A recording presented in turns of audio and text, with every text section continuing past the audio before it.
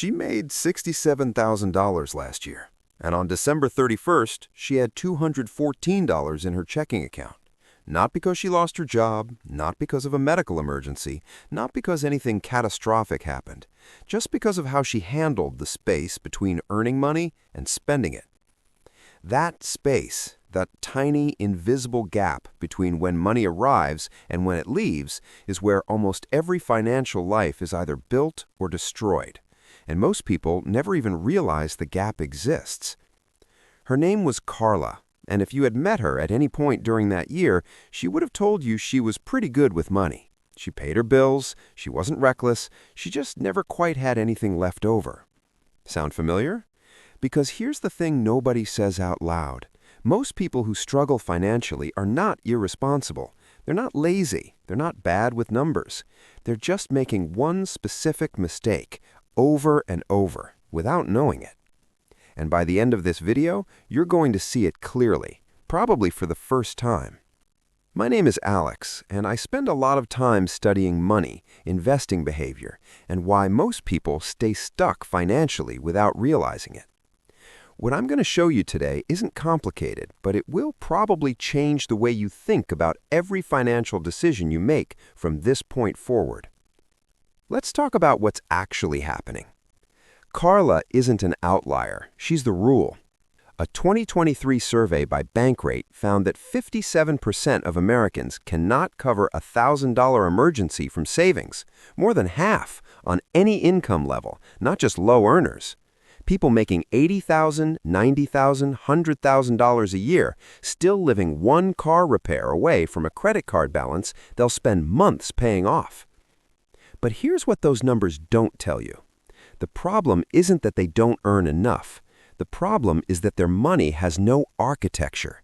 It comes in, it sits in one account, it gets spent on rent, food, subscriptions, things that felt necessary in the moment, on social obligations, on conveniences, on little upgrades that accumulate invisibly, and then it's gone. And they tell themselves next month will be different. Next month isn't different because the behavior is the same, and behavior without structure just repeats itself regardless of how much you earn. This is the mistake, not a spending category, not one specific purchase they shouldn't have made. The mistake is running their financial life without a system and trusting that discipline alone will fill the gap. It won't. Not for most people, not consistently, not over time.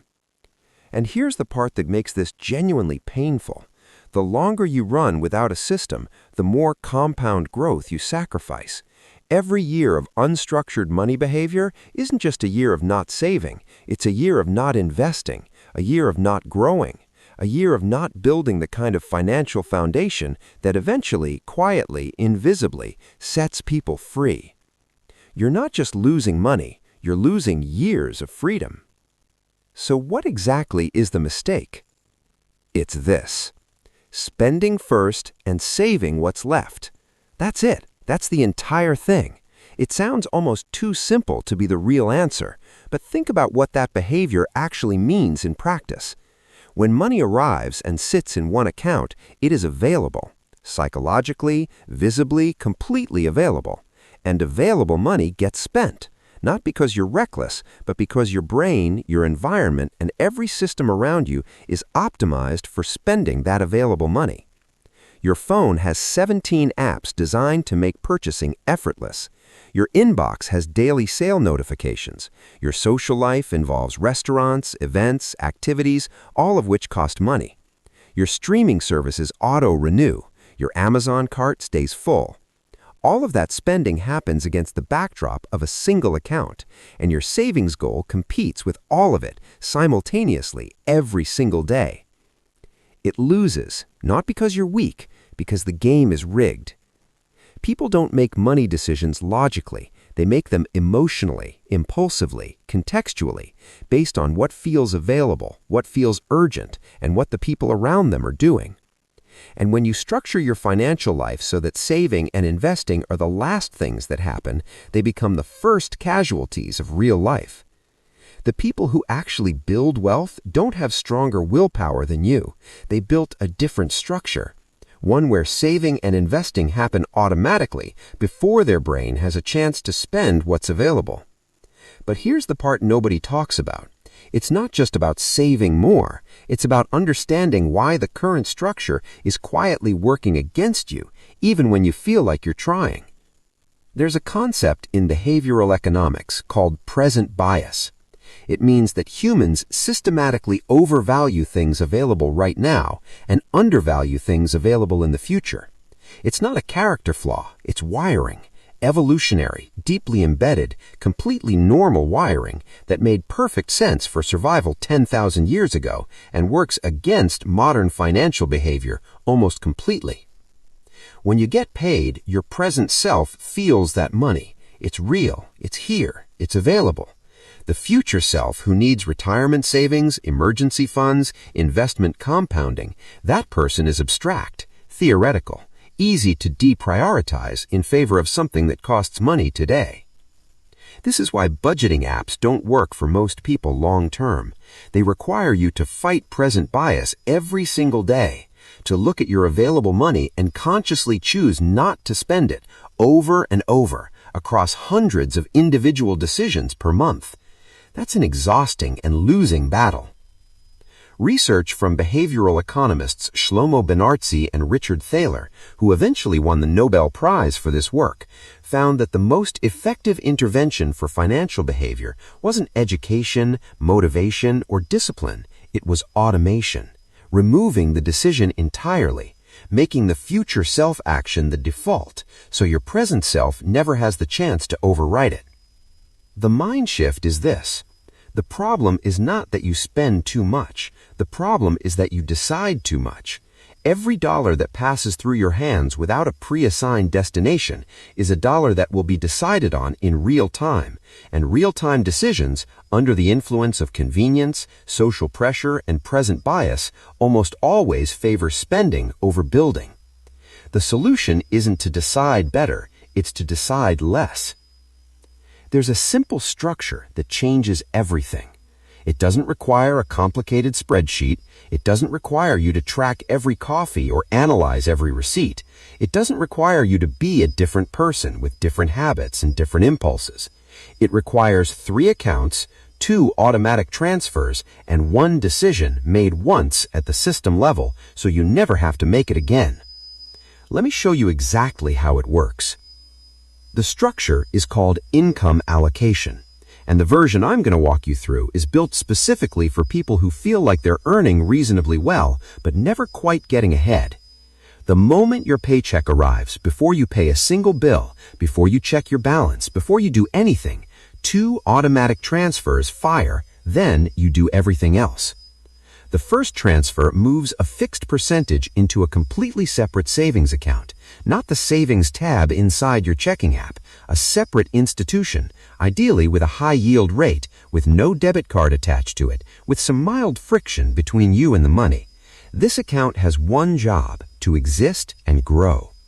The percentage can start as low as 5% and scale upward over time.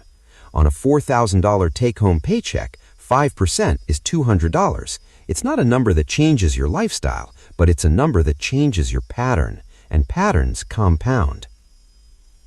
The second transfer moves a fixed percentage directly into an investment account, a Roth IRA, a brokerage account, a 401k contribution, whatever vehicle is most appropriate for your situation. This money leaves your checking account on the same day as your paycheck. It is gone before your present self even registers it as available, and it goes to work in the market, in a low-cost index fund, where it grows silently, invisibly for years. What remains in your checking account after both transfers is your actual spending budget, not in theory, structurally, physically. The money that is there is the money you can spend on rent, food, transportation, entertainment, everything. When it's gone, it's gone. You don't borrow from savings, you don't pause the investment transfer, you work within the boundary of what remains. This is where the change happens, not in the savings account, not in the investment account, in the way you relate to what's in your checking account. When you know that the checking account balance is your real budget, not a pool you draw from freely, your spending decisions shift automatically. Not through discipline, through clarity. And here's where it gets interesting. Most people who implement this system report that they don't feel the savings and investment transfers after the first 2 months.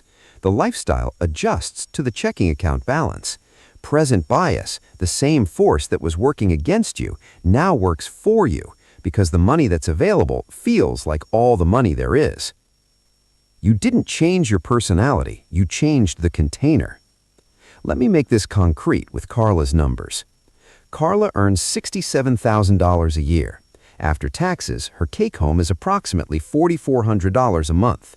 Under the old structure, $4,400 lands in her checking account. She pays rent, utilities, groceries, subscriptions, eats out a few times, buys something online twice, contributes to a friend's birthday dinner, gets a haircut, and on December 31st, she has $214. Under the new structure, the day her paycheck lands, $220 automatically moves to her high-yield savings account. That's 5%. Another $440 moves to her Roth IRA. That's 10%. Her checking account receives $3,740. She still pays rent, still eats, still lives her life, but within a defined boundary. At the end of 12 months under the new system, she has $2,640 in savings, a real emergency buffer for the first time in her adult life. She has $5,280 invested in a broad market index fund. At a historical 8% average annual return, compounded over 30 years, that first year of contributions alone grows to approximately $53,000. From one structural change, made one afternoon, in the same year she was earning the same income that used to leave her with $214. That's not motivation, that's architecture. And here's the final piece that most people completely miss. As her income grows over time, the percentages stay the same, but the dollar amounts scale automatically. She doesn't need to revisit the system every year. She doesn't need to find more discipline. The structure grows with her. The system does the work, so she doesn't have to. Here is the honest truth about why most people won't implement this immediately after watching this video. Not because it's too hard, because it requires doing something today, setting up the accounts, linking them, scheduling the transfers, and today always has other things demanding attention. This is present bias again, showing up exactly where you'd expect it. So I want to give you one specific instruction, not a general suggestion. Tonight, not this weekend, not next month, do one thing. Go to your bank's app and open a second savings account if you don't already at a separate institution. That's it, just that. Don't schedule the transfer yet. Don't figure out the percentages yet. Just open the second account. Because the hardest part of building a new financial structure is not maintaining it, it's starting it. And the way you start it is by making the first step so small that present bias has no argument against it. One account, tonight. Everything else follows from that. Remove the friction from building. Add the friction to spending. That's the entire environmental design philosophy. And it works, not because it makes you smarter, but because it makes the right behavior easier than the wrong one. Carla ran the system for 1 year. She didn't get a raise, she didn't change jobs, she didn't start a side hustle or cut out every luxury or become a different person.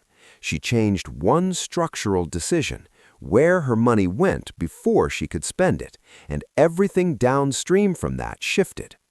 At the end of year 1, she had savings for the first time, an investment account for the first time, and something harder to measure but more important than both, a different relationship with money.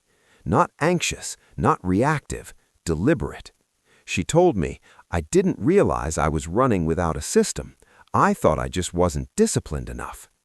That misdiagnosis, thinking the problem is discipline when the problem is structure, keeps more people financially stuck than almost anything else. Because you can't willpower your way out of an architecture problem. You can only redesign the architecture. And the redesign is simpler than you think. 3 accounts, 2 transfers, 1 afternoon. That's the distance between where most people are and where they want to be. Not income, not luck, not some secret the wealthy are keeping from everyone else. Just a system running quietly in the background while you live your life. The difference between being stuck and being free is not income, it's behavior repeated quietly over time.